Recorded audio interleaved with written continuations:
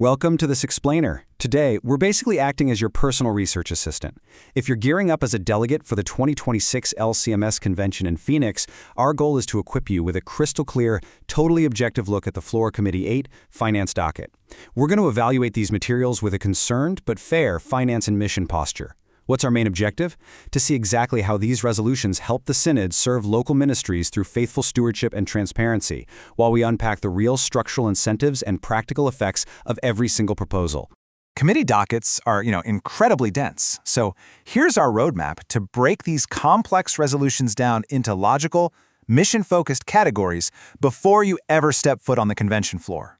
We'll cover stewardship serving mission, legal transparency, plans and seminaries, CPH confessions, CPH mission and shipping, and wrap up with the closing gospel frame. Let's get right into it.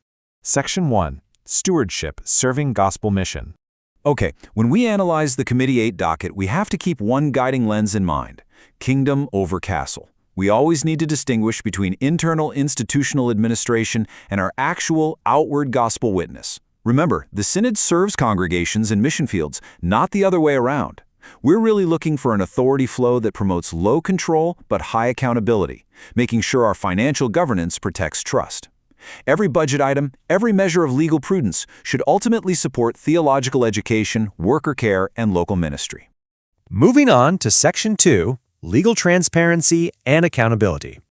All right, there is a vital legal distinction we absolutely must get right. We literally cannot conflate these two things on the floor. We have to strictly separate the concluded hot chalk litigation, which concerns the closure of Concordia Portland, from the entirely separate ongoing dispute between the Synod and Concordia University, Texas.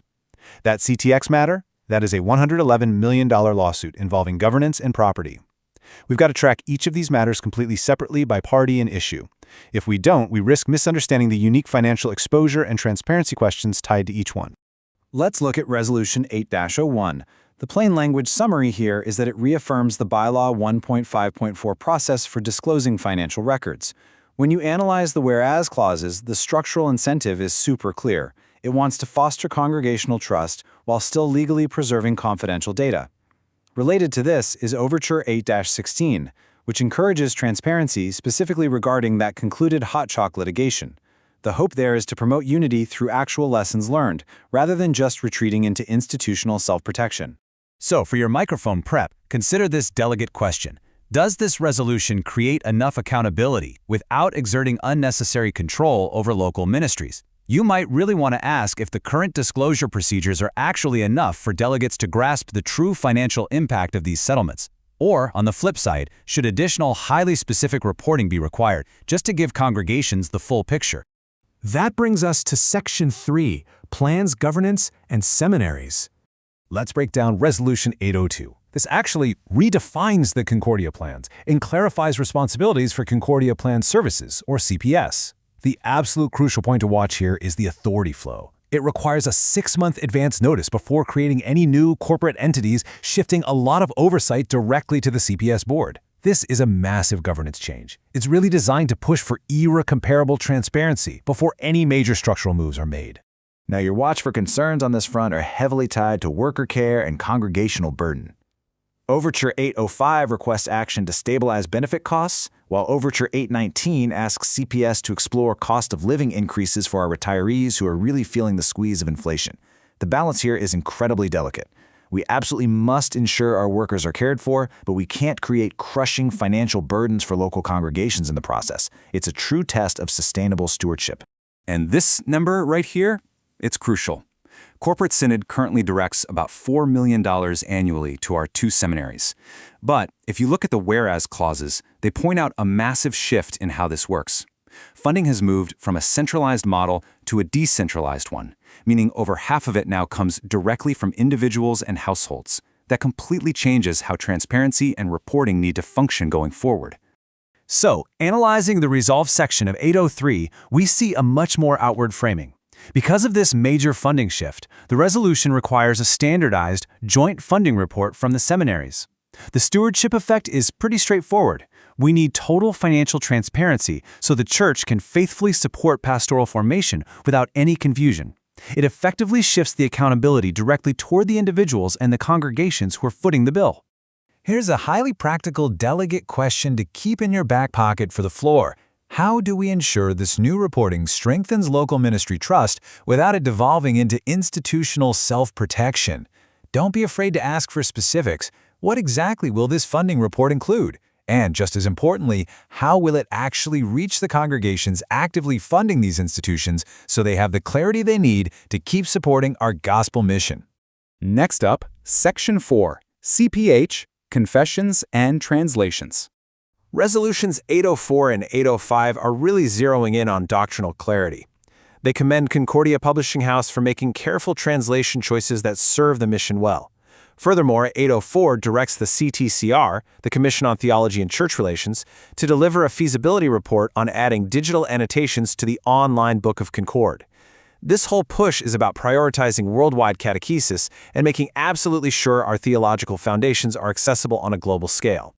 But when standing at the microphone, delegates really must request concrete financial outlay estimates for this. Expanding access is an incredible, undeniable mission opportunity, but we have to ask the hard questions. Can these notes actually be added and all the copyright permission secured without a massive, significant cost? We need absolute clarity on the budget effects to make sure this vital project doesn't inadvertently harm CPH's long-term sustainability. Let's transition to Section 5, CPH, Mission and Shipping. The plain language summary of Resolution 8.06 is basically profound gratitude for CPH offering such generous resource discounts to congregations. It really is a wonderful example of bridge building. But, and it's a big but, as Resolution 807 points out, there is a massive underlying financial risk regarding shipping costs that we need to highlight because it honestly threatens the mission impact of the entire operation. The text projects that providing free shipping could exceed $4 million annually. That is a staggering, mind-boggling figure. The resolution flat-out acknowledges that absorbing these costs could cause financial repercussions that are unaffordable and, frankly, completely unsustainable for CPH. This isn't just some boring administrative hurdle, it's a direct, literal threat to the ongoing distribution of doctrinally sound resources. Affordable access to these resources absolutely depends on keeping shipping costs reasonable. So you might consider requesting some clarification on the floor. What practical steps can CPH actually take to balance necessary cost reductions with the overriding mission priority of getting these books into the hands of local congregations? It's a critical, difficult tension between sound business judgment and our mission priority. Finally, Section 6, the closing gospel frame. After analyzing all these bylaws and budgets, we have to ask how this machinery actually serves the church. We see this tension perfectly in Overture 728, which calls for a project post-mortem on Concordia University, Ann Arbor. We must weigh the deep, genuine need for transparency against confidentiality and due process. It's about separating routine business judgment from our primary theological mission, while ensuring we actually learn the hard lessons necessary to prevent future institutional crises. This mission statement, right from Concordia Plans, perfectly summarizes our gospel frame.